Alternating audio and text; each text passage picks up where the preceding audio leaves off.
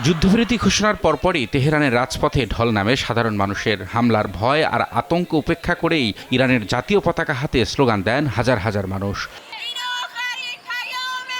যুদ্ধে ইরান বিজয় অর্জন করেছে দাবি করে উচ্ছ্বাস প্রকাশ করেন তারা। বলেন, ডোনাল্ড ট্রাম্পের কোনো হুমকির কাছেই মাথা নত করেনি তেহরান।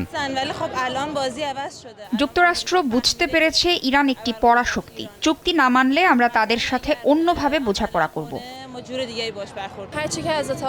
আমাদের সর্বোচ্চ নেতা যা বলবেন আমরা তাই মেনে নেব। তিনি যদি উপযুক্ত মনে করেন আমরা যুদ্ধবিরতি মেনে নেব। তিনি যদি না করেন আমরা রাজপথে থাকতে এবং অনির্দিষ্টকালের জন্য লড়াই করতে প্রস্তুত। এর আগে পারস্য সভ্যতা ধ্বংসের হুমকি দিলেও কয়েক ঘন্টা পরেই ইরানের 2 সপ্তাহের জন্য হামলা বন্ধের ঘোষণা দেন ডোনাল্ড ট্রাম্প।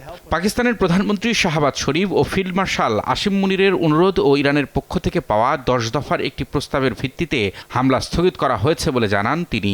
পরে যুদ্ধবিরতির সম্মতির কথা জানায় ইরানও। দেশটির পররাষ্ট্রমন্ত্রী আব্বাস আরাকচি জানান, 2 সপ্তাহের এই যুদ্ধবিরতিতে ইরানের সামরিক বাহিনীর সঙ্গে সমন্বয় করে এই প্রণালী দিয়ে জাহাজ চলাচল করতে পারবে। ক্লিংকার বেশি থাকলে সিমেন্ট বেশি খাঁটি। আনোয়ার সিমেন্ট। প্রেসিডেন্ট ট্রাম্প পাকিস্তানের প্রধানমন্ত্রী শাহবাজ শরীফ নিশ্চিত করেছেন যে এই চুক্তি লেবানন সহ মধ্যপ্রাচ্যের অন্যান্য উত্তপ্ত অঞ্চলেও কার্যকর হবে।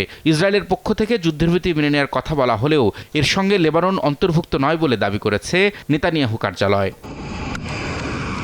যুদ্ধবিরতি কার্যকরের পরও পাল্টাপাল্টি হামলার অভিযোগ করেছে ইরান ও ইসরায়েল। ট্রাম্পের ঘোষণার পরপরই বেশ কয়েকটি ক্ষেপণাস্ত্র প্রতিহতের দাবি করে তেল আবিব। অন্যদিকে বুধবার ভোরেও ইরানের উপর নতুন করে বিমান হামলা চালিয়েছে ইসরায়েল।